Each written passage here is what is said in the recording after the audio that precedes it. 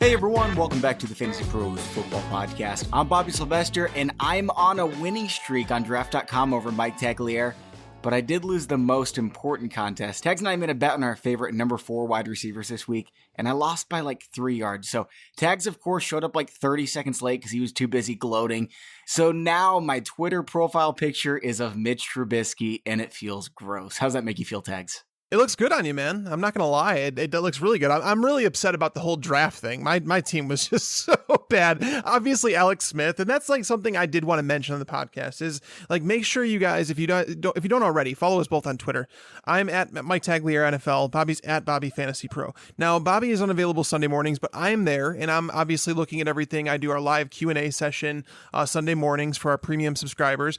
But I posted something on Twitter on Sunday morning saying that Alex Smith, that I was moving him away from my cash game lineups, that I was downgrading him because, you know, the wind that was taking place in New York, it was like 25 mile an hour winds with 35 mile an hour gusts.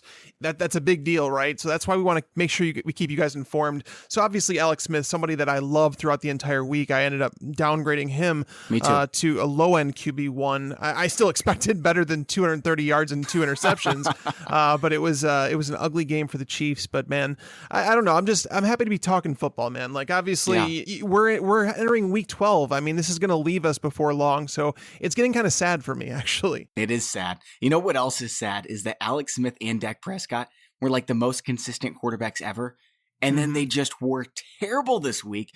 Fortunately, they were both on your draft.com teams. I'm pretty sure, by the way, like, okay, this is the first time I've been ahead all season in our contest, our head-to-head contest. Like, I think it's 4-3 now with me. And so I shouldn't brag too much, but this should count as like 3 or 4 wins because I had the 5 best quarterbacks on the slate. Yeah, it was ridiculous. Like your team went off. Like it was projected to score, I think, like 70 points, and you scored like 114. But yeah, I mean, Derek Carr let me down big time. His receivers kind of let him down. There were some drops in that game, but it was ugly, man. It was really ugly for my draft squad. I mean, I still have Russell Wilson and Matt Ryan, but I don't think they're scoring 90 or 85 points or something like that. Yeah, I think you got this one in the bag. So we had quite a few fantasy relevant injuries this week, which would usually mean a great waiver wire week, but all the beneficiaries are already owned. Let's talk in the big 3 injuries anyway.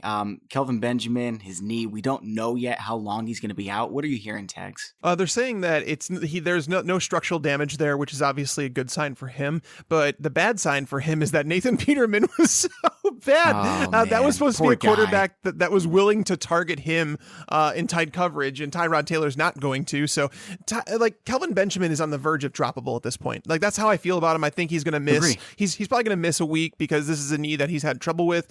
I know we're going to talk later in the show about some potential drop candidates, but I think he's among them, right? Oh, absolutely. Yeah. In fact, I would encourage people to drop him. Unless you're in like a 14-team league, I just don't really see his relevance at this point. Yeah, for sure. He's just not a very good match. Everything that Sean McDermott does is like people wanted to give him credit at the beginning of the year, and I'm fine with that. But as the year's gone on, they've made some questionable decisions. It all culminated, last week with Nathan Peterman throwing 5 interceptions in the first half, getting pulled, getting benched. And now, Bobby, I don't know if you've heard this, but McDermott approached the media today saying that he's legitimately considering starting Peterman again in week 12. Are you serious? No, he's not. I swear. One of the beat writers said that he's getting the impression that he's actually going to go with Peterman. This can't be real life. I feel really bad for Peterman. It was a horrible situation for him to be thrown into with that killer Chargers pass rush. The Bills' offensive line isn't even trying right now. I have no idea why they're in a playoff race, but they're just not playing good football. And he was pressured out of his mind, was not prepared to get thrown in. They're like, he's a decent rookie quarterback, but he's not ready. There's a big difference between being ready to play for the NFL and being a decent prospect. And Peterman is just a decent prospect, and that's fine. But don't throw him out there in the middle of a playoff race against a great pass rush. Yeah, I'm not going to blame him, obviously, for getting thrown into that situation. I never believed that Nathan Peterman was like a blue chip prospect or anything like that. I didn't like Peterman when he was drafted. I still feel like the Bills are in quarterback hell, that they have to figure out what they're doing. And they mentioned before this week that they still had interest in Tyrod because they still think he has trade value. You just bench the guy for a rookie that legitimately gave you no reason. The Bills defense is the reason that they're in the position that they're in ever since their bye week. It's funny. One of our bosses actually, we were talking through Slack this weekend, and he said, "I can't believe the Bills defense is looking this bad." And I said, "I can." Ever since the bye week in week 6. So ever since then, 27 points to the Bucks, and the Bucks have been playing awful football. The Raiders only scored 14, but the Raiders have looked like crap. McCown and the Jets 34 points. Breeze 40 and the Saints 47 points. Then you have 54 points. I mean, the defense scored a couple touchdowns there, but at the same time, this Bills defense is the reason that they're crumbling. It has nothing to do with Tyrod Taylor. I have no idea who's going to get the second wild card in the AFC. Like, you're looking at it, it's the Bills, it's the Jets. Maybe the Chargers make a comeback and get in with like 8-8. They should just let 3 NFC wildcard teams in. There's a chance that the Chargers make a move here. Yeah, I mean, Yeah. I was really shocked. I don't know for what reason, Bobby, but I was really shocked when I saw that the Steelers were 8-2. I don't know how I kind of overlooked it, but they just don't have the feeling of an 8-2 team. Like, they have a team, they feel like a team that hasn't really hit their potential, that their offense has been struggling, their defense has been playing well.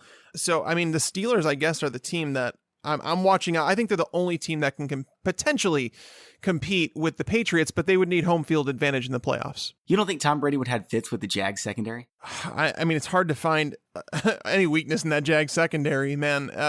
Wouldn't that be an incredible game? I would love to see that, but the problem is that Blake Bortles is not going to take you to the promised land. He's just not. That's not going to happen. You can't see Blake Bortles and Tom Brady going off in the Super Bowl against each other.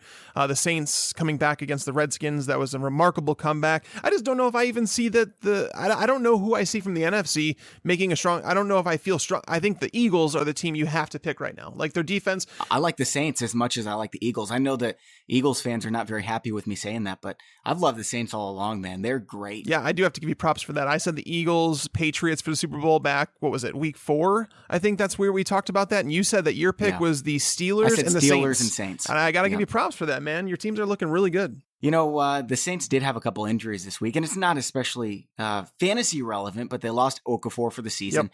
Depending on what happens with Lattimore's ankle status, that could be a huge blow for them. That would be the biggest loss. And that's really odd how that worked out, because Josh Doxson, 4 catches for 81 yards in the first half of that game. Lattimore goes out, and he's quiet.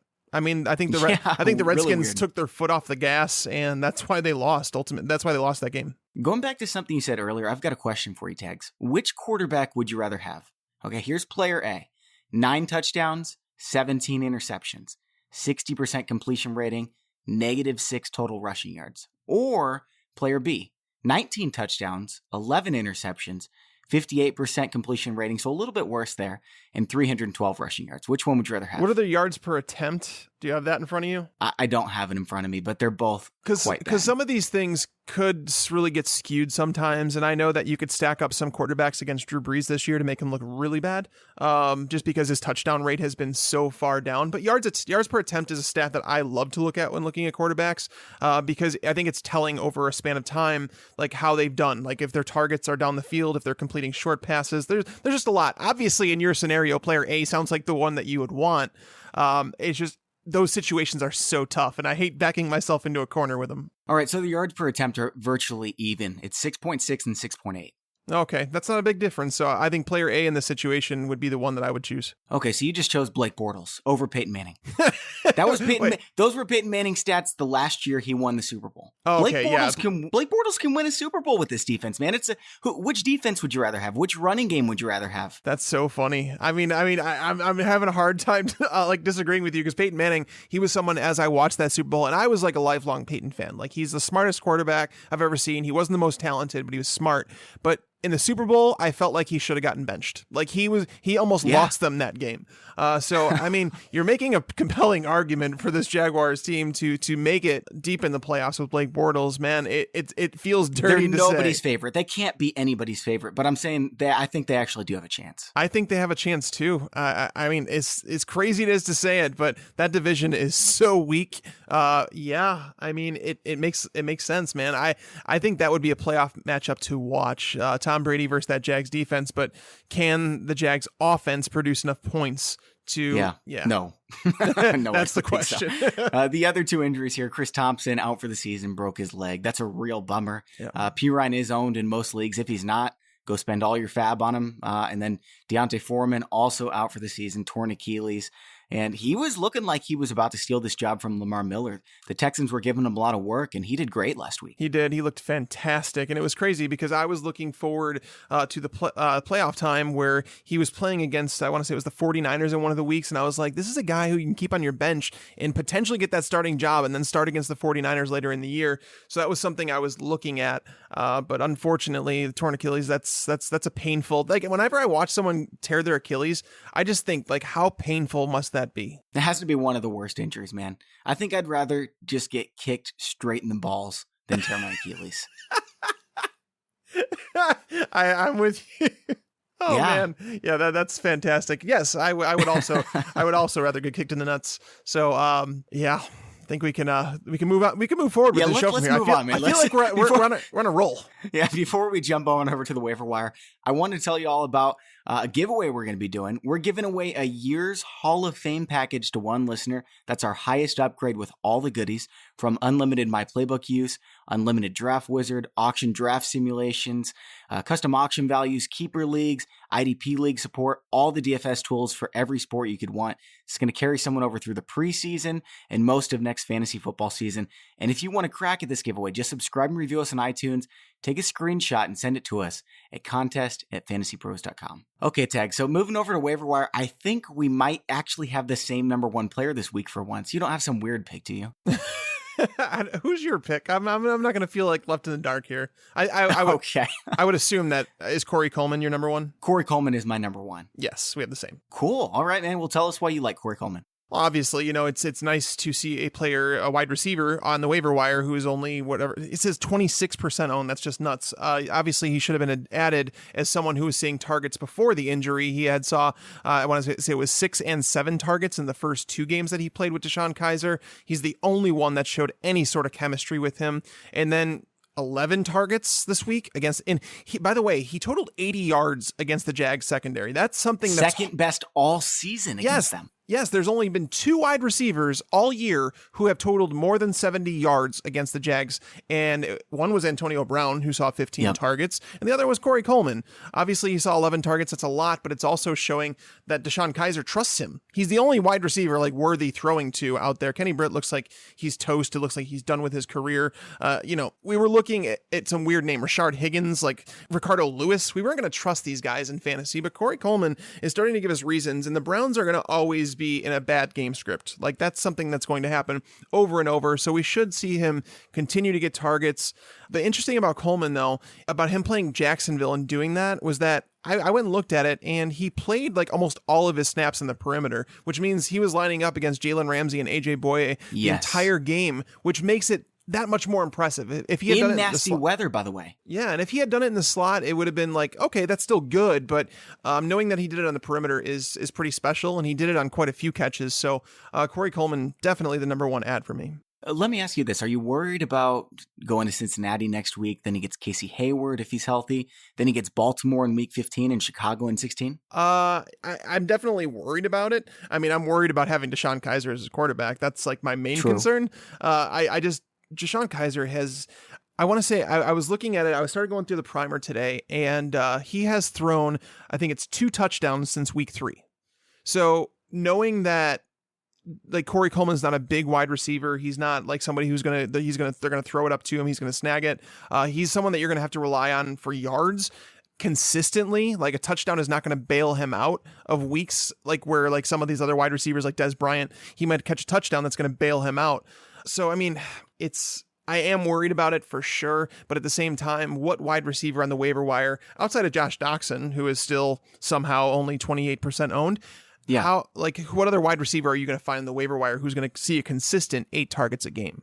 The rest of the season, you're not going to find anybody else the rest of the season. So you spend all your fab on Corey Coleman because he's going to start for you every single week. Even against Baltimore, that's his toughest matchup. He's still a starter. Like, if we were doing a draft right now for the rest of the season, Corey Coleman would be a top 36 wide receiver, right? I would think that he'd be right there in that conversation. Yeah. Like I was, like I said, going through the numbers this week, I said he's a wide receiver 3. It's not a great matchup against Cincinnati, but at the same time, Adam Jones missed last week. You've seen them struggle a little bit. Like Demaryius Thomas had a solid game. So again, the targets, when you see a wide receiver getting that many targets, he's almost top 36 by default. So yeah, this situation is dire, and you'd almost rather have Blake Bortles throwing him the ball than DeShone Kizer, who is basically completing fewer than 55% of his passes every single week. So, that's a concern. It's a concern that he's not a big wide receiver who can out-muscle a cornerback and win jump ball scenarios. But yeah, he's definitely in that wide receiver 3 conversation, maybe wide receiver 4 at worst. I've got him wide receiver number 28, so he's well within wide receiver 3 for me. Wow. That's good. Obviously you like him. The matchup against Jacksonville doesn't get much worse than that, and he was able to provide value, so I can't disagree with you. As a wide receiver, I actually like Josh Doctson more. First of all, he's in a better situation. I think he's the more athletic. But if you look at his schedule remaining, it is really scary. And that was really the difference here. Like, if either of them's on your waiver wire, I'd rather have Corey Coleman, and I'd spend all my fab on him. But if just Josh Doctson is there, I'd still spend all my fab on him. But I'd be really worried about Casey Hayward, Patrick Peterson, and then Denver in the fantasy football playoff weeks. Yeah, that was something I was going through with him too. And it really stinks too, because we're seeing him get those, like when he's in one-on-one situations, Kirk Cousins throwing it up to him. Like he was doing it against Marshawn Lattimore. And the thing is there was a play later in that game. And if you didn't get to watch that game, I was able to watch it, where Ken Crawley should have had an interception. Josh Doctson did what, like, literally they drafted him to do. He went over the top of Crawley, and he almost made a circus touchdown grab over him. Like, it would have been it would have been on that, you got mossed. It would have been on that. Yeah. He played well against Marshawn Lattimore, who's been playing like a rookie of the year candidate. The Giants this week, Janoris Jenkins is not a great matchup. Obviously, Janoris Jenkins has struggled a little bit as of late. You have Dallas after that, good matchup. The Chargers and Casey Hayward. Again, these are matchups with above average cornerbacks. The playoff schedule is rough. I'm not going to pretend like week 15 and 16 against Arizona and Patrick Peterson, and then week 16 against Aqib Talib. Those are bad matchups. But up until then, I feel comfortable using Josh Doctson because, again, you have Chris Thompson out for the year. You have Rob Kelly out for the year. Samaje Perine doesn't catch very many balls. Jamison Crowder is going to see a lot of targets, but all these targets have to go somewhere. This Washington defense is awful. They're allowing plenty of points. So Doxson's he just keeps earning trust, keeps earning targets. And again, if there's a wide receiver on the waiver wire who is going to see 8 targets per game, you definitely want to grab him. Let me ask you this, Tags, because a lot of people are saying, well, Josh Doxson's been so disappointing. Is it really disappointing? Like, if AJ Green put up 170 yards against Richard Sherman, Xavier Rhodes, and Marshawn Lattimore, would you be disappointed in AJ Green? I'd be pretty pumped up. Yeah, you would know that he got through a tough portion of his schedule. Like, think about it for a second. So Dez Bryant, someone that we talked about before the beginning of the year, about how bad his schedule was. And that's why when people talk about strength of schedule and how it's not predictive, it is when it comes to wide receiver cornerback matchups. There's a lot of predictiveness to it. Now, granted, there's going to be players who emerge every single year. That's going to happen. You can't escape that. But did you know that Dez Bryant has yet to top 92 yards receiving this entire season? Wow. Or 98 yards. He has not reached 100 yards this season. That's like the number I know. And it's crazy because he's seeing almost, I want to say he's on pace to see more targets than he ever has in his career.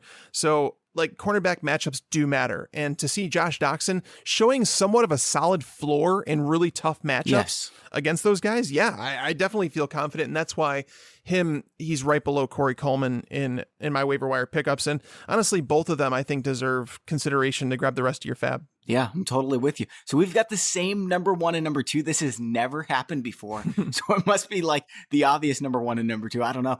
Who's your number 3, though? I'm curious if we keep the streak going. It's Rod Smith. Is that yours or no? No, not for me. I like Rod Smith, and I think I have Rod Smith number 6. I think 3 through 6 is all very close together. It is. It's really close for me as well. Rod Smith, though, so here's the deal. There's a lot of people on Twitter giving me crap about my Alfred Morris take from last week because he looked good against the Eagles. And I'm not going to sit here and say that his 91 yards on 17 carries wasn't impressive, that he didn't play well. Here's my issue. I never said that Alfred Morris is not good at football. I said at this point in his career, we know what he is. He's a 1-2 down back. He's a very average running back at this point in his career. With that being said, he's decent on first and second down. What he isn't great at, he's not a great pass blocker, and he cannot catch passes.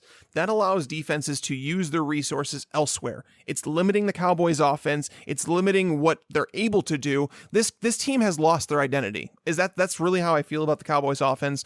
Rod Smith is someone who's closer to that, I'd say, DeMarco Murray mold than Alfred Morris is, where I don't think that Rod Smith can be compared to Ezekiel Elliott, but what they used DeMarco for was like, they did use him as a receiver. They gave him a lot of carries. I just think Rod Smith is more of that player where Alfred Morris, he just doesn't fit in today's NFL. That's kind of how I feel about it right now. And especially on a Dallas team that really can't seem to stop anyone on defense. Sean Lee is going to miss another week. They're going to allow a ton to the Chargers run game. So Rod Smith is just, he's someone who has outsnapped Alfred Morris the last 2 weeks. And if this defense continues to allow points, the Cowboys aren't going to have a choice but to go to Rod Smith a lot more often. Yeah, I was really surprised. Alfred Morris had a decent game, but I was surprised that the Cowboys gave Smith even more snaps again this week.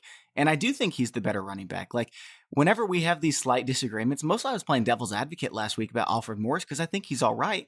I do think Rod Smith is the better running back, but whenever we have these little disagreements, Tags, like someone will, like five people will tweet at me and be like, man, I'm on your team. Tags is an idiot. Or I know they tweet at you and it's because I see these and it's like, man, that Bobby, he's an idiot. Like, you guys realize Tags and I are friends, right? Like, we have disagreements, but like, we like each other. Like, we respect each other and everything. No, for sure. And I just give Bobby crap for his hot takes is all I do. That's my job. My job is to call Bobby out when he makes a bad call. And it's his job to call me out if I make a bad call, because it does happen, guys. Like, believe it. Like, that's the thing is, like, I spend a lot of time researching this and trying to put everything I have into it. And the last thing I want to do is give you bad advice. So, the whole Alfred Morris thing, again, this really comes down to the team, what they need, and again, 91 yards against the Eagles was impressive. He played well, but obviously you see the result for the team. The team is not working with Alfred Morris on first and second down. It's not working. He offers nothing. When he's on the field, it's essentially the defense can say, okay, we don't have to cover the running back because he's doing nothing in the passing game. He hasn't ever been an exceptional pass blocker. They need that right now with Tyron Smith out. They need Tyron Smith back in the field. Like, I think that's the end. Really, the end game is that they need him back, like, now. Yeah. Hey, by the way, that's why we have all the other fantasy experts on too, because in case Tags and I are completely full of it on someone like John Brown at the beginning of the season, not that we really were. I mean, he was injured, and that really stinks. But we have all these experts coming on to give you guys different perspective and everything. By the way, Brandon Marianne Lee killed it on our podcast. Do you remember when she said that Tyrod Taylor was going to score more points than Nathan Peterman this week? I do remember that. And amazing. Believe me, there's people on Twitter that let me know. They're like, wait, who's that girl on your podcast that said that? And it was pretty Time funny. Traveler. It made my bold prediction look not so great because like that's something really tough to do. And I want to say James Coe from NFL.com also made that same exact prediction. So it kind of like went viral through NFL.com. But so in regards, my bold call was that the Rams would score 16 or less points against the Vikings, and obviously they only scored 7 points. So brilliant. That turned out to be good, but it doesn't sound as good as like when you say that a guy on the bench is going to outscore the starting quarterback. Yeah, I don't remember what mine was, but that probably means they got it wrong. I don't know. If anyone remembers, you can tweet at me. If it's really embarrassing, though, don't tweet at me. Just forget about it. Did it involve Keelan Cole? I don't think so. I don't know. Maybe. Probably. All right. So my number 3 guy, we talked about him a ton the past 2 or 3 weeks, is Josh Gordon. It's not that I think Josh Gordon is probably going to come back and be a dominator, but there's a chance that he is. And there's nobody else you can say that about that's sitting there on your waiver wires. So I'd say there's maybe a 10, 15% chance he's a wide receiver 1 when he comes back. You're not going to find that anywhere else. I mean, usually we're sitting here and we've got these backup running backs. Like, I think there is one that could be a top 12 running back if he gets the job, but it's probably less than a 10 or 15% chance it's James Conner, because Le'Veon Bell's getting over 90% of the snaps. Like, the average starting running back in the NFL gets 70, 75, 65% of the snaps. Le'Veon Bell's getting 90%. Their only backup is James Conner.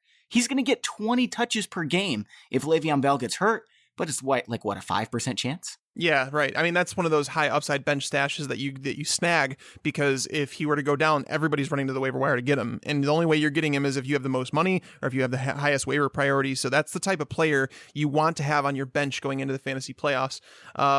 Josh Gordon, yes. I mean, what's funny is that even doing the waiver wire rankings this week and going through them and putting them down, I almost didn't even realize that Josh Gordon is available to play next week. Wow, I didn't realize that either. It's getting close, man. It is it's so weird that we're at an NFL season. I just realized that we have 2 weeks left of regular season and then it's the fantasy playoffs. Like that's crazy to me. Now knowing that, like thinking about it in my head, I know that there's a few games where I need Julio Jones to score at least, I want to say it's 12 PPR points tonight. And then I win my matchups, and those are important to me. Like those are my home leagues that I need to get. Like I can't look like the guy who just doesn't, I don't know. I never finish outside of the playoffs. And this week or this year, my team has gone through some severe injuries. I'm struggling, but Julio Jones, if you're listening before Monday Night Football, which you're not because this will come out after, I need you to post a big one, buddy. You know, we also play each other in our Fantasy Pros Insiders League tags. And you conveniently didn't mention that you need 37 points from Julio Jones in that one to beat me. That's actually another one. I have Julio Jones, and I think I want to say 4 of my 13 leagues. I think I have him in 4. And 3 of them are, well, 2 of them are really close. And then the one with you, I don't think that's happening. Because I think Julio might be the only one I have left. But yeah, it's Dak Prescott was a big letdown this week. That's where I kept to leave that one. So I'd spend $25 on Josh Gordon. Like, I know that if no one picked him up by now, he's probably not going to be bid on. But if he's available in your league and you're not going to get Corey Coleman or Josh Doxson, I'd spend pretty high on Josh Gordon just because it could be big time for you. Yeah, behind Coleman and Doxson, he's not far behind. I mean, he's owned more than those guys are in most fantasy leagues. But again, we talk about it. You know, it was like talking about guys like David Johnson, if he's on the waiver wire, Greg Olsen, if he's on the waiver wire, picking them up a week before or 2 weeks before their eligibility, knowing that Josh Gordon is going to be available to play if they want him to next week. That's huge. Like that, it almost just like blew my mind thinking about it. I'm like, wait a minute, he's able to play in week 13 because we talked about it. If he plays like decent in week 13, do you trust him in the fantasy playoffs? So yeah, I mean, we're at the point with Josh Gordon where it's like must pick up mode. So if he's still available, definitely pick him up. And I actually kind of agree with Bobby where I might spend the rest of my fab budget on him just because it's very unlikely over the next couple weeks you find someone who presents the upside that he can. Though I am still a little worried about the fact that Deshaun Kaiser is a quarterback. Yes. Oh, yeah. You have to be. And that Corey Coleman's on the other side because he's going to take a bunch of targets. Before we get on to number 4, I want to pause and tell you all about the sponsor of today's show, Leesa Mattress. Tags and I both sleep on Leesa mattresses, and I mean, it really has changed my sleep and the way that I feel in the morning. It's to the point my parents are visiting next weekend, and I'm going to let them sleep on it just to show off how amazing of a mattress I have.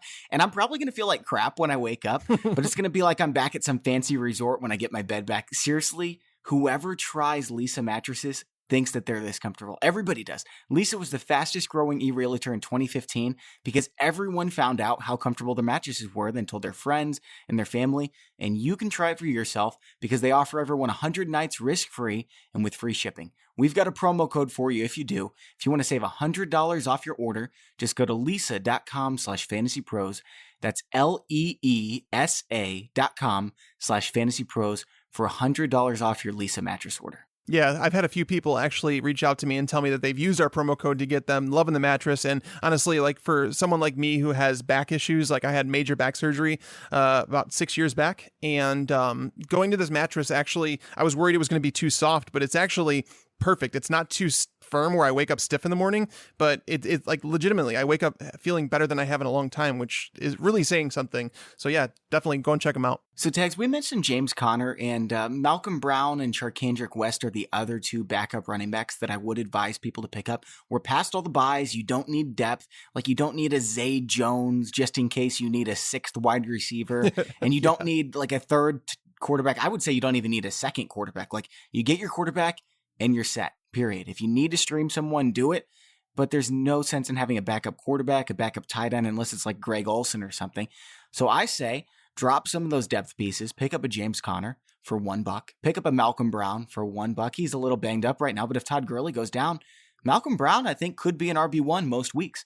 And then Charkandrick West, he's already getting 40% of the snaps for the Chiefs, and Kareem Hunt's going backwards. So if Hunt does go down, West could be an RB1 a lot of weeks. Yeah, West is a really interesting one. He's like one of those top ones. He's right up in the conversation with James Conner as someone that definitely needs to be rostered in fantasy leagues. I want to go back to the wide receiver position, though. I think there's one wide receiver that we left out of the conversation that... Agree. And honestly, this is a player who you're not going to have to spend a lot to get him. But if you have to, and if you know that there's people in your league mates who are really sharp, you might have to. But that's Mike Williams. I want to bring this up because Mike Williams from the Chargers, he was drafted by them at number 7 overall. Everybody talked about that pick when it happened. Nobody understood it. They felt like the Chargers were deep at wide receiver. However, there were some people, I can't remember who it was, but that were at the NFL Combine who said that the Chargers may not have been... a big fan of Tyrell Williams, which is why they made that pick. Maybe they were worried about Keenan Allen and the fact that he was coming off a major injury. So Mike Williams is a wide receiver they brought in to be a number 1 target. Like, he was a big wide receiver. He was compared to Corey Davis, like in terms of who should be the number 1 wide receiver off the board. Obviously Corey Davis was, but Mike Williams can step in and be a number 1. He's a big wide receiver. I want to say he's 6'3", a very tall guy. Now, he missed training camp. He missed the offseason programs because of a back injury. He's been working his way back. Here's his snap counts from the last 5 weeks. He played 11 snaps his first game, 14, 22, 27, and then this last week, it jumped to 41 snaps. Yes. Tyrell Williams played 61 snaps, so he's still there, but you're seeing him creep up, and Tyrell Williams hasn't done anything. He's seen, I want to say, one target in like 2 of the last 3 games. Not only was it his highest snap count, Mike Williams, but it was his highest targets. He saw 8 targets, which is more than Tyrell Williams has seen in any game this year. Career high, 5 receptions, career high, 38 yards, and he would have had a touchdown so I was watching that game as well. The ball was thrown into him in the end zone, so he had an end zone target, but it was right where the sun happened to be coming in the glare. Like, they showed the camera angle of where he was looking at the pass, and he couldn't see it. So that may have been a touchdown for him. So everybody would be running to the waiver wire had he caught that touchdown. So this is a player I'm willing to spend on. I think you only have to spend maybe $5 of your budget, and you should get him. But he's someone that legitimately, if they decide that he passes Tyrell Williams on the depth chart, he could be in for a massive... Their schedule is pristine down the stretch. Mike Williams, make sure you add him. Yeah, he's my number 4 guy too. I love the schedule. I mean, let's look at this. They just passed Jacksonville and Buffalo, so the hard part's over. They got Dallas, number 9, easiest. They've got Cleveland, really easy against the pass. Washington, I'll tell you what, Josh Norman's not going to be on him. Kansas City is the easiest in week 15. Mike Williams is going to be started in every single league in week 15. And then after that, week 16 against the Jets, which is another easy matchup. So I'm all over Mike Williams. I'm not willing to take a chance that somebody else beats me and spends $5 or $6. I'm going 12 just to make sure I get him. Yeah, I think you can do that for sure. And he's just one of those really sharp pickups where most leagues, he's still going to be sitting there. I mean, he's available in like 95% of leagues right now. But the sharp, like if you play in a league with sharp people who pay attention to snap counts, that's something that you will need to spend a little bit extra to get Mike Williams. So are we ever going to disagree here? Like, what's going on exactly? Here's my number 5 guy. Are you going to disagree with me? Austin Eckler. I'm still a big fan of Austin Eckler. He got in the end zone again. I think a lot of people are going to say, well, that's the top that Eckler's going to get to. But Melvin Gordon is dealing with that turf toe. And the Chargers, I guess they're still technically in the playoff race. But if they lose another game here, their season might be done. I would not be surprised at all if Melvin Gordon gets shut down after that. And I actually think Austin Eckler, I'm going to get a lot of hate for this, but I think Austin Eckler is a better running back than Melvin Gordon. I'm not going to go there. Now I'm not a big Melvin Gordon fan. I'm really not. But at the same time, there's the reason that I feel better going forward with Melvin Gordon is that they just played in a game where it was a blowout from start to finish. Like there was never a chance that Buffalo was going to win that game. Once Peterman turned it over for the 3rd time, that was kind of like the end of the game, right? Melvin Gordon in a game that legitimately was a blowout, he got 20 carries. Now that's huge. That's a big number, especially like they could have decided that, with his turf toe thing, with his knee thing that he was dealing with early in the season, we could just, take it easy on him. Knowing that they kept him out there 20 carries, I am trusting him going forward. I think he's gotten over this whole turf toe thing, and that's why he was out there on the field. Eckler is more of like a handcuff. I think he's one of the better handcuffs in the league because he's obviously a guy that can come in and play first, second, and third down. He's shown the ability as a receiver. He could be plugged in if they're in a good matchup like they're going to be this week. If they're in a good matchup like that, then you could plug him in as like a flex. I'm not going to say he comes with a super high floor, but I think that we've seen his ceiling in a couple games. He obviously broke a long touchdown run in this one, which helped salvage his fantasy day.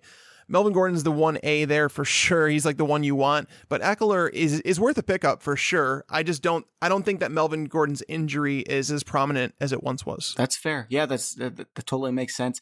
I've got Eckler just one spot ahead of Rod Smith because I think the Chargers have a better offensive line. I know that sounds crazy, but especially with Tyron Smith out, Dallas's offensive line has not been that great this year, and the Chargers has been great this year. And I think Eckler is going to get a little bit more work as well. And I think he has more upside if he takes over the lead role. Yeah, his snaps have been rising, so I'm not going to deny that. Like he topped out. He played a season high 43% of the snaps in week 11, so he did play a lot. Now, granted, the game again it was a blowout, so there was room for that. I'm interested in this week, like where if we see him in a game that is a little bit closer, that's when I want to see the snap counts and what they're at, what the touch totals are at. Yeah. This blowout win can skew a lot of numbers, so I'm expecting him to be in that 30 to 35% of the snap range, whereas Melvin Gordon's obviously the bell cow. I've got Eckler and Rod Smith at $6 and $5 a piece. Where did you have Rod Smith? How much are you willing to spend on him? Rod Smith, he's the type of guy that you don't have to spend much on. This is more like my personal feeling on it. This has to do with like rational coaching and the fact that I'm expecting the Cowboys to change something up because what they've been doing hasn't been working. They've always been a one running back team. Like they want a workhorse running back, going back to DeMarco Murray, going back before that. Who was it? They had Julius Jones. Then who was it right before DeMarco Murray? Why am I drawing a blank on this one? I'm going to look this up after the show because I'm really like... I keep thinking about Joseph Randle. I was so excited about Joseph Randle was, yeah. Randle did play a role. Yeah, that was definitely... He was the guy. He was the guy really before that good. Too. He was really good in a backup role. Like he almost had 7 yards per carry and he just looked awesome. And then he had, I think it was a foot injury, and just completely disappeared. Burned everyone who drafted him in the 4th round and he just was nowhere to be found. Well, then he got arrested for stealing stuff, wasn't it? Underwear, wasn't it? Yeah, it was. I thought it was. I didn't want to say it because I wasn't. I don't know. I think he was an underwear model. So maybe he didn't steal underwear. I don't know. Something with underwear happened in his career. Yeah, it went. But either way, that's what I'm saying is basically Rod Smith. I mean, the people that picked him up might be dropping him because he didn't really produce last week. Yeah. So, I mean, that's something to take into consideration. But knowing the snap counts, they're playing on Thanksgiving. So this is one of those games where everyone is going to see. So if Rod Smith has a game and you leave him on the waiver wire this week, like let's say he has a solid week where he posts 12 fantasy points. Everyone is going to pick him up because everyone is seeing this game. Not everyone looks at snap counts. So I feel like $5 would get it done with Rod Smith if you haven't picked him up already. I wouldn't drop him just yet. And I know that there's some people out there who picked him up on my recommendation last week. So don't drop him just yet. I feel like the upside's still there. I don't want you dropping him for someone like, I don't know. I wouldn't drop him for Eckler. I wouldn't drop him for Chris Ivory or TJ Yeldon or anybody in that conversation. I mean, who would you drop him for? Like all these guys were also available last week and none of them have really got that much better besides Corey Coleman. Correct. And Mike Williams. Yeah. Right. Well, Mike Williams. But that's the thing is like Devontae Booker. This is a player I wanted to mention because the Broncos fired their offensive coordinator today. We don't know what to expect going forward. I would assume that it means CJ Anderson is probably going to return to more of a workhorse role because that's when the Broncos were having success. Like, I don't know what the Broncos were thinking this year. It's a team that it's kind of like the Bills in the fact that you just question what they do and you're like, okay, well, I mean, I guess that there's a reason that they're an NFL franchise and he's a head coach and I'm not. But I'm struggling trying to find a reason for what he's doing. And, splitting this into a timeshare makes zero sense. CJ Anderson has played well when they've given him the carries. But Devontae Booker's interesting because this is a franchise who obviously drafted him relatively high. CJ Anderson, I mean, he's been injury prone. This season seems to be lost for the Broncos. I don't know, man. Like the Devontae Booker, how do you feel about him going forward? He's number 9 on my list. I like him a little bit more than Marquise Goodwin and Dontrell Inman. Guys who are going to get a handful plus of targets every single game, but you don't really want to start them any game, but you could get away with flexing them in a decent matchup. I think Booker, you add him this week for $2-3 because there's a chance with the regime change here that Devontae Booker somehow finds his way into 15 touches. And if he does, I think he's fairly talented. Their offensive line's not great. They've got a horrible quarterback, so they're not going to score a bunch of points. But you give a guy like Booker 15 touches, and he's startable every week. So, there's probably a 20% chance that happens. Probably even less than that, frankly. But he's one of the guys available, one of the, 10 guys available that I think could be startable every week if things go his way. Yeah. No, one player that, you mentioned him, Dontrell Inman, and Brandon and I talked about him last week as someone who could potentially see a lot of targets going forward. And it's something that people have kind of overlooked in the fact that Trubisky is starting to throw the ball a little bit more. They're starting to trust him with the ball. He's thrown at least 30 times in each of the last 3 games. It's not like he's slinging the ball around the field like they're asking him to do a whole lot. The Bears offensive line hasn't been blocking great, not pass blocking anyways. With trusting him going to drop back 30 times, those targets have to go somewhere. They're not playing Tariq Cohen for whatever reason. I know he made some plays this week, and you just wonder, why isn't this kid on the field? Ask John Fox, because there's one ball. I like Inman because he's someone that I can envision going forward as someone who's going to see 6 to 8 targets per game. And again, on the waiver wire, that's really hard to find this time in the season. Like the other wide receivers we're talking about outside those ones we've already discussed are like Mike Wallace. We know who Mike Wallace is. It's a very boring offense. They don't score very many points. Marquise Goodwin, a big play waiting to happen. Sure. Would you ever start Mike Wallace? I can't see any scenario where I would start Mike Wallace in fantasy football. That's the thing. If you were going to start Mike Wallace, it probably would have been against Green Bay, and they just played them, obviously. So, yeah, I don't ever feel great playing Mike Wallace. I think there's been 2 games where he's posted solid fantasy days, and one was against Oakland, and the other one was against Green Bay. So, 2 teams that you really, I'd rather start Roger Lewis if I had to, or Bruce Ellington if Will Fuller's out again. It's ugly, but that's how ugly having Mike Wallace on your fantasy team is. I guess it just depends on the matchup, right? Like if you're playing against like Tennessee or Green Bay or Oakland or, Cleveland, like some of those teams, like that's when you look at Mike Wallace over those guys. But yeah, Wallace is someone that I don't want. He's that boring veteran. Like you were talking about it. It's like, you don't want those boring people that are like, Eric Decker, Mike Wallace. They all fit in that conversation where they're players that are sitting there on your bench and they're going to do you no good. Nothing is going to change about their situation that's going to bump them into must start status. The players you want are one injury away from must start status. Yeah. Mike Williams, if something happened to Keenan Allen, Mike Williams is going to walk into a bunch of targets. Like, he's a must play. Dontrell Inman, I'm not saying he's a must play, but Josh Gordon, Josh Doxson, Corey Coleman, these guys are all seeing a lot of targets, a lot of wide receivers. If there's one injury, people don't walk into a major role. Yeah. Like, that just doesn't happen all that often. In Mike Wallace, it's the same thing. It's not like if something happened to Jeremy Maclin, Mike Wallace is not all of a sudden going to see 8 to 10 targets a game. There's 2 other guys in this category that we haven't mentioned yet, and maybe you don't agree, but Kenny Golladay. If anything happened to Golden Tate or Marvin Jones Jr., I think Kenny Golladay would jump into a big role. He's already got a decent role. He's been playing well every time he's been healthy. For sure. Yeah, Kenny Golladay is definitely one. And TJ Jones, I know some people are seeing TJ Jones playing a lot of snaps, but I've watched enough TJ Jones to know who he is, and he's not it. He's not Kenny Golladay. Well, Golladay did have a bad drop late in the game in the fourth quarter against the Bears, so I don't know if that loses some confidence throwing him the ball. Like, it was a ball hit him right where it was supposed to, and he dropped it. Yeah. But, he is, I agree with you, where if something happens to Marvin Jones, Matthew Stafford has always had his guy, in quotes, the guy that if he's in trouble, the guy that's in one-on-one coverage, he's going to throw it up to, he's going to let him try and win a one-on-one battle. He's shown the confidence to let Golladay do that already. Yeah. We saw it a little bit in the preseason. We've seen it in week 1. I know he hasn't done much since that time, but at the same time, again, he is a player who is one injury away from some major fantasy relevance. And the other one for me is Dede Westbrook, and he's the reason I have Mitch Trubisky as my my Twitter profile picture, because he was stopping Keelan Cole from having the good game that he should have had. But D.D. Westbrook got a bunch of targets in his first game, just like everyone was saying was going to happen. And it didn't go great, but it was nasty weather conditions.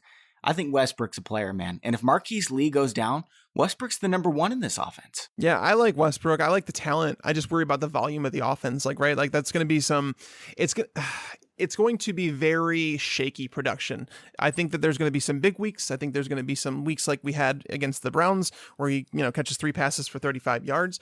But I do think the potential is there. Like, he's the type of guy, like, if you're staring at Mike Wallace or D.D. Westbrook to stick in your lineup, I think you'd prefer the upside of Westbrook. For sure. Because he's a guy that we've seen him get separation. We've seen him break off the top of a defense, and it's possible. And again, if the weather conditions are better, because in Cleveland, there were 20-mile-an-hour winds there. It was really, really cold. So it wasn't ideal for someone like him. So I think Westbrook is still someone on the radar. I'd probably rather have Galladay than him. Me too. Just because I think it'd be a more predictive offense that he'd walk into. He has, D.D. Westbrook has the number one easiest strength of schedule remaining. He goes to Arizona, and if he's not going to be the one covered by Patrick Peterson, I don't think he's going to be. But then Arizona's a really good matchup. Indianapolis, another really good matchup. Seattle without Richard Sherman, they're missing a couple pieces there. Then they go to Houston. Actually, they get Houston at home and then San Francisco. So that's as easy as it can possibly get. The Jags, if they lose 2 more games, I'd be surprised with this schedule. I actually agree with you. That remaining schedule is fantastic, especially for someone who's not a clear-cut number one receiver, because as you mentioned, Patrick Peterson isn't going to shadow D.D. Westbrook. That's not going to happen.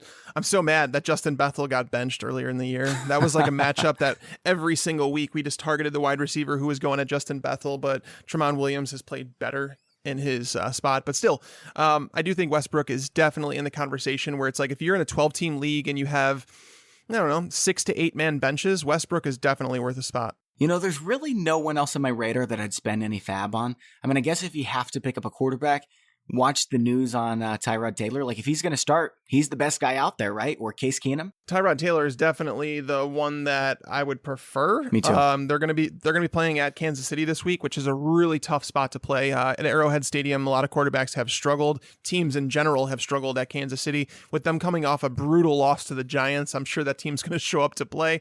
But yeah, Tyrod, that's the issue. Here's the issue with Tyrod, right? Like, I wrote the primer last week before he was actually benched, and I put in there, I said, playing Tyrod going forward comes with a level of risk, knowing that Sean McDermott might decide to go with Nathan Peterman at some point. And the news came out before I actually published it, but I left what I said about Tyrod in there because I felt it was important if they ever, if something like this happened with Peterman, where he plays so bad that they're forced to go back to Tyrod, that there's always this level of risk when playing Tyrod. So I think that the only way that you really want to play him is if we know there is no chance that Peterman plays. And right now, it doesn't sound like that's the case, because at the first sign of a struggle for Tyrod, they're going to bench him. And that legitimately can ruin your fantasy season. So I just think that I would rather look other places for a streaming quarterback. Would you rather have Tyrod Taylor or Blake Bortles? Because they have the 2 easiest schedules remaining, okay? Tyrod, we just talked about what Jacksonville has remaining. Tyrod has Kansas City, New England, Indianapolis, Miami, New England again. That is super easy. And we're talking about someone who's always been a QB1. So if he's going to start and you can get him, I think you have to do it. Yeah, I'd probably play him over Bortles the majority of the time, for sure. Like Bortles, like I'll trust him in a good matchup and good weather, but we're getting to the point in the year where if there's bad weather, they're going to run the ball a ton. Obviously, Leonard Fournette was fine. That whole thing about his, I think he's fine. Yeah, I'm pretty sure he's okay. Playing in the cold, all that fun stuff. So, I'm the type where if I don't have one of those top 5 quarterbacks, I'm going to stream quarterbacks. And if you have to, I've done this in a couple leagues this year, and it's really worked out. Like, someone dropped Mariota, and I've been going back and forth between Mariota and Dalton. Rather than dropping them on the waiver wire, I was just kind of playing the matchups. And Marcus Mariota is a player. If somebody dropped him, snag him now. Yeah. I feel like he's like one of those players that, he's not going to be in this conversation that we're having because we tend to talk about players who are like under 30% owned. But Mariota has hit the waiver wire in a lot of leagues. A lot of people saw him struggle on Thursday Night Football, but keep in mind his fantasy performances have still been good. He plays the Colts this week. Like, this is this is a week where Mariota's going to bounce back. Plus, you've always got guys like Blaine Gabbert and Case Keenum who had really good weeks last week that you can pick up. And, we said Blaine Gabbert was a decent pickup. We've got some guys like that this week, too. Yeah, no, it's true. And that's what I'm saying. Like Matt Moore, it seems like Jay Cutler, he's in the concussion protocol, and they might look for a reason to hold him back, to be honest with you, the way that he looked in the first half. But the Dolphins are playing at the Patriots. You know that there's going to be a ton of garbage time there. Matt Moore has played really well in his spots, and there's a lot of people wondering why the Dolphins went out and signed Jay Cutler. I mean, there's a reason that Matt Moore has been a career backup, because I think that there's a limited ceiling there, and they needed someone with a bigger ceiling. Granted, Cutler is who he is, and why they brought him out of retirement to think that he was going to lead them to a Super Bowl, I don't know. He was their only chance. I mean, it wasn't a bad call. It just hasn't worked out. Right, and that's the thing I was a Jay Cutler, like I was hoping for him for his entire career to turn into the quarterback that we all knew that he potentially could be, because all of his tools, his arm strength, his vision, like everything was good about Cutler. It just never came together for him. But at this point in his career, Jay Cutler is who he is. Like it's not all of a sudden he's going to have like an awakening where he just becomes like a QB1 every single week. That's just not going to happen. So Matt Moore at New England. Yeah, there's a few quarterbacks obviously this week that are going to have potentially good streaming matchups that we'll talk about on tomorrow's show. I guess we got to talk tight ends too, and it's ugly. I mean, you've got OJ Howard, who seems to be passing up Cameron Brate here. I don't want to pick him up, but if you need someone, I think he's the best option. Otherwise, you've got Adam Shaheen, who I liked him a lot in dynasty leagues. I think he's got quite a bit of potential, but this Bears offense is not great. And I'm just not so sure about rookie tight ends. Yeah, I'm never sure about rookie tight ends. Like OJ Howard has scored 4 touchdowns in the season, and he's been a big play waiting to happen. Like we've kind of known that about him. Like in the 3 games that he's scored touchdowns, he's totaled at least 52 yards. He scored a touchdown, but in all the other games, 17 yards or less. Like he's very you can unreliable. You are not going to pick him up. You do not want to play him unless something happens to Cameron Brate, and then of course OJ Howard becomes a thing. But at the same time, Ryan Fitzpatrick hasn't targeted his tight ends very much over the last 2 weeks. I don't think that that's going to change. It seems like it's a systematic thing with him. Adam Shaheen, I mean, the dude was called Mini Gronk or whatever they wanted to call him, coming from the D2 school. We didn't get to see too much of him, like from his college time. Like there was not much game tape that we could watch on Adam Shaheen. So, but knowing that the Bears drafted in the 2nd round, you knew that they figured he was going to be a big part of their offense. He was kind of forced in with Zach Miller going down. I think it's a matchup play. I think he's a streamer. Tight ends, it's very rare you'll see me recommend a tight end to pick up off the waiver wire, because every week you could just stream tight ends. Yeah. Like Tyler Croft. I streamed, it was so funny. I streamed Mercedes Lewis in a league last week that he wasn't owned, and he scored a touchdown, and it was just like, okay, I'm going to drop him this week. It's not like I think something's coming of it. I'm playing the matchups, and I kind of do that with tight ends. There's always guys out there. Always. Tyler Croft, he was someone that I played in some DFS this past week. He scored a touchdown.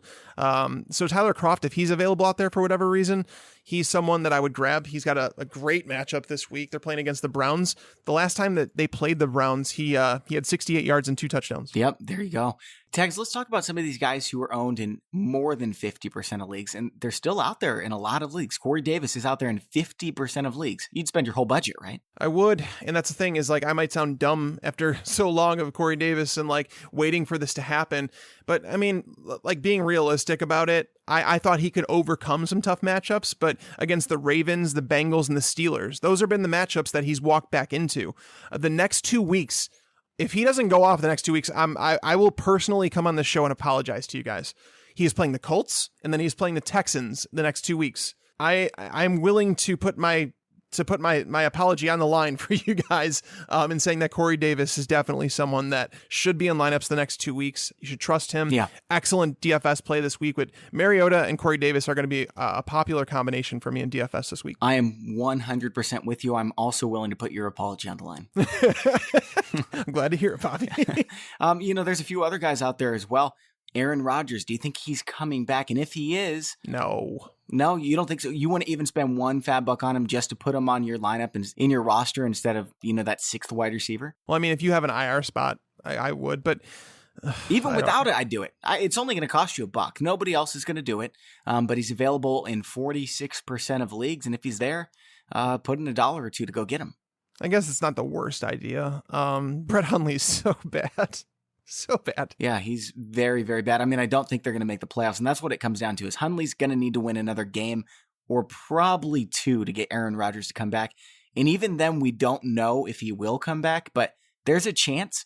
And if you've got a chance to get the best quarterback in football for the fantasy football playoffs, I say you do it for $1. Yeah, I mean, it's questionable. That's the thing is like that he falls in that David Johnson category. Like if David Johnson's available, would I grab him? Yes, I would. At the chance that he plays. So I 38% of leagues. It makes sense. But the thing is, I'm worried about the Packers falling out of contention and not even being in the playoff race. And if they're not in the playoff race, he's definitely not coming back. It's probable. I'm saying there's a 10% chance that Aaron Rodgers plays this year, but $1 for a 10% chance at the best quarterback in football, it's a gimme, man. Yeah. No, I mean, that's what I'm saying. It's not a bad idea. Like if there's nobody on your waiver wire that you could feel like has the upside, like some of the players we've talked about for high upside stashes. Yeah. I mean, I could see that. Yeah. Some other guys, Austin Seferian-Jenkins, because of the bye, he's available in 42% of leagues. He's easily the best tight end if he's there. Unless Jordan Reed, who's available in 33% of the leagues. I know he's out right now, but he's probably coming back. And I mean, Jordan Reed, when he plays, is awesome. Yeah, I mean, that's the thing is the Redskins are running out of targets here. Like they have to throw to somebody, and that's why this week is just like this could be a massive game for Vernon Davis. So if Jordan Reed doesn't come back this week, which their game is on Thanksgiving, by the way, Vernon Davis might just be the number 1 tight end. They're playing against the Giants. So the Giants, who have allowed a tight end touchdown in every game but one, which was Travis Kelce, but he did have 109 yards and 8 catches. So it's not like it was a complete and utter waste. But if Jordan Reed comes back this week, or if he doesn't, you can handcuff him with Vernon Davis. That's like a weird tight end handcuff situation where you just play the tight end who's playing. And honestly, this week, even if Jordan Reed plays, I can make the case to play both of them. Yeah, you definitely could. Just a few other guys I want to touch on here that are available in a lot of leagues. Latavius Murray, for whatever reason, is still out there in 39% of leagues. If he's in your league, go get him, whatever it takes. He's just getting so many touches. Will Fuller's coming back soon, and I know Tom Savage is not very good, but Will Fuller's good enough, man, that he's got to be owned. Yeah, if Latavius Murray is available, it's like I have no idea why he'd still be available. This was a timeshare like 5 weeks ago. Like it was closer to a middle of the road timeshare than people thought it was. But so I've had a few people ask me since the Sunday game, who is worth owning more going forward, Jerick McKinnon or Latavius Murray? And at first I was like, oh, it's obviously Jerick McKinnon. And I still believe it's McKinnon to an extent because I think that he offers more consistency. I think he's a more well-rounded player. But at the same time, I actually went back to think about it, and Latavius Murray is closer than I thought because what he does is he offers a stability at a very unstable position, right? Like, because the Vikings defense is really good. Like, we know that the Vikings defense is going to keep the game competitive a lot of times. So you're never going to see Latavius Murray fall out of a game because of game script. With that being said, if the Vikings fall behind just a little bit, Jerick McKinnon is obviously the preferred option. He's going to be involved even if they're in the lead. So I do prefer McKinnon, but that's what I'm saying. If Jerick McKinnon was out there, would you grab him? Of course you would. Latavius Murray is just a smidge below him. I can't believe he's available in 40% of leagues. That's just nuts. Crazy. Tags, let's go on to a lightning segment of drop or keep. So I'm just going to name a player. You say drop or keep. All right. Frank Gore. Drop. Yeah, I'm with you. Hunter Henry. Keep. I'm keep as well. Okay. LeGarrette Blount. He's actually on my drop list. He's on your drop list? Want no part of Eagles running back. And if you have Jay, I feel bad for you. Because it's kind of what we all thought, in the fact that you don't want to trust any of them. And they're going to have games here and there, but nope. I mean, he did get 13 carries. I know he did. 13 carries behind that offensive line. I'm still keeping him. He did start the game, and he got out of the first 15 touches, he got 75% of them. So I think he is the starter there for the Eagles. I'd keep him. Well, I will say it does depend on who you're dropping him for. Like like it always hinges on that, right? Like if you're dropping him for Zay Jones, no, don't do that. If you're dropping him for Bruce Ellington or like Corey Clement or TJ Yeldon, don't do that. No, I'd drop him for guys like Rod Smith, maybe Eckler. I don't think I'd drop him for either of those guys, but it's pretty close. I think we're in the same range here, Tags. What about Mohamed Sanu? He's a keep. He's a keep. Yeah, he's on the fringe for me. Like I'd rather have Josh Doxson than Sanu. What about Nelson Aguilar? Drop him. Yep. Yeah, I'm never starting Nelson Aguilar. Paul Richardson. Oh, that's a keep for sure. Keep for me, yeah.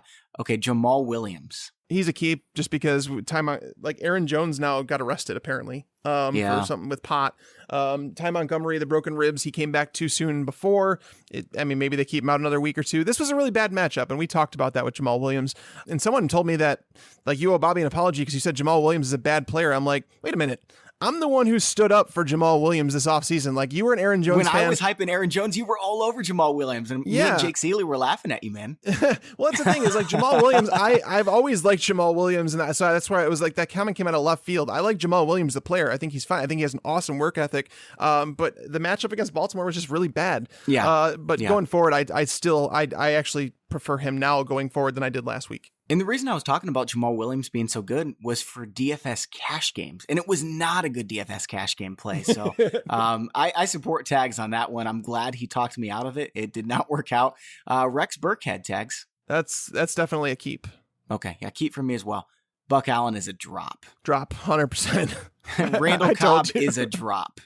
Yeah, he's a drop too. Andy Dalton, if he's your backup quarterback, drop him. If he's your starter, I guess drop him if you have a better streamer. I do not want him for every single week the rest of the year. Hold on. Andy Dalton, keep him for this week and drop him right immediately after, because he's going to play the Browns this week. So he's actually a QB1 this week against the Browns. But immediately after the game, just drop him, because you're never going to play him in another game this season. Yep, I like that. Cooper Kupp. He's like that borderline, depends on who you're dropping him for. I'm okay with it if you want to, but in a PPR league, he's a keep. In a standard league, I'm okay dropping him. I drop him in most situations, I think. Eli Manning. Drop. Danny Amendola, he's hurt now, I'm dropping him. Is he like out for a while? I mean, I know he scored a touchdown, but did he get hurt? I actually turned that game off. You know what? No, it wasn't. He was not hurt. I'm sorry. He had dehydration. He didn't drink enough water. I was going to say, I turned that game off in the fourth quarter. I was tired of watching Derek Carr and the Raiders offense blow it. Right after you told Brandon that there was no chance that he was going to blow it, right? Yeah, it was frustrating. that game was so frustrating to watch. Like, it's so bad. I guess I'd be fine with keeping Amendola, but I don't really see a scenario where I would start him. I'd rather have Josh Doxson. I'd rather have D.B. Westbrook. Doxson, I mean, with Chris Hogan coming back, it's obviously I think Chris Hogan's supposed to be back next week. So if he does, in fact, come back, then that's going to lower Amendola's ceiling. Gronk is overdue for a big game. So Amendola, he's a fringe player. Let's get three more here, okay? Kenyon Drake. Keep him? Yeah, I'm mad about the performance this past week. I have no idea what Adam Gase is doing, why Damian Williams is carrying the ball more than him. Drake is the better running back, especially on first and second down. Use Damian Williams on third down. I don't know what Gase is doing there, because Drake has run the ball fantastic. So I'm going to use this as a one-game pass for Gase being an idiot. I don't know why I acted surprised when you said keep him, because I think I'd keep him too, but I couldn't really make up my mind, but I'd probably keep him. Yeah. What about Matt Forte? He's actually on my drop list, because he's on your drop list. Okay, I'd keep him. No, I wanted to say keep, but at the same time, before missing the week 10 game before their bye, he's about to be 32 years old at the beginning of December.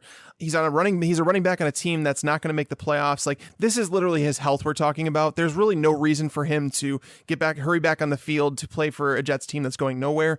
So he said that he had swelling in his knee, and that he kept on trying to play through it, and it was getting worse. So I don't know if a week and a half of swelling in your knee makes your knee any worse. I don't think any better. I don't think it does. So I think this team's preparing to go forward with Bilal Powell and Elijah McGuire. I guess so. And then even then, if Forte comes back and he's splitting carries, what is he, like a fringe flex play? Exactly. He's like an RB4. So that's why he's a drop for me. And one player I want to ask you about, Bobby, and this is going to sound really dumb to a lot of people out there, but the reason I'm going to explain the reason I'm asking it is that Isaiah Crowell, like, he's someone that you feel the need to play because he's getting all these touches, because he's getting all these carries, but he's someone who continually ruins your fantasy day. He crushes it. Like, I want to say there's been 2 games this entire year. Now, granted, they were over the last 4 weeks. I think he had 2 of those performances, but legitimately, you never feel good putting him in your lineup, and he almost drags you down because you feel like you have to play him over guys that might be like an upside play, like Orleans Darkwa. There were probably a lot of people playing Crowell over Orleans Darkwa just because they felt they needed to, because they spent a 3rd or 4th round pick on Crowell, even though that doesn't matter anymore. I don't know. I mean, I'd rather have Jonathan Stewart. Let's just say that. Well, I think they're in the same category. Yeah, they're in the same category, but that's what I'm saying is, like, I'd rather have Stewart by a little bit, but it's ugly for both of them. I could see you dropping Crowell for one of our top waiver wire guys, but I'd say probably no. The last guy I want to ask you about, Tags, is Kenny Stills. He's an ad or a keep. He's played every time he plays with Matt Moore, he plays extremely well. And if Moore plays well, they may just decide to go forward with him, to be honest. Like, honestly, this is a Dolphins team they're going nowhere in a hurry. They need change. They need to find out what they're doing. Yeah, Stills has played well with Matt Moore, so I say hold. Me too. Hold for Kenny Stills. Last 5 weeks, 9 targets, 10 targets, 4 targets, 8 and 8. For 180 yards and a touchdown. So I think Kenny Stills is actually a pickup this week. Yeah, he can be considered a pickup if he's not owned already. Yeah, and they have a good matchup against New England. So yeah. All right, Tags. Well, that's all for today's show, man. It was a lot of fun. It was fun. This time flies. And I want to say thanks to the sponsor of today's show, Leesa Mattress. That's LEESA.com/fantasypros for $100 off your Leesa Mattress purchase. And also remember to go over to iTunes, subscribe and review us if you want a shot at the Hall of Fame upgrade giveaway. We're going to be giving one away. Just send it to us at contest@fantasypros.com. That's your screenshot. For Mike Tagliere, I'm Bobby Sylvester. Thanks for listening and enjoy your football. I just wanted you to watch me dissolve.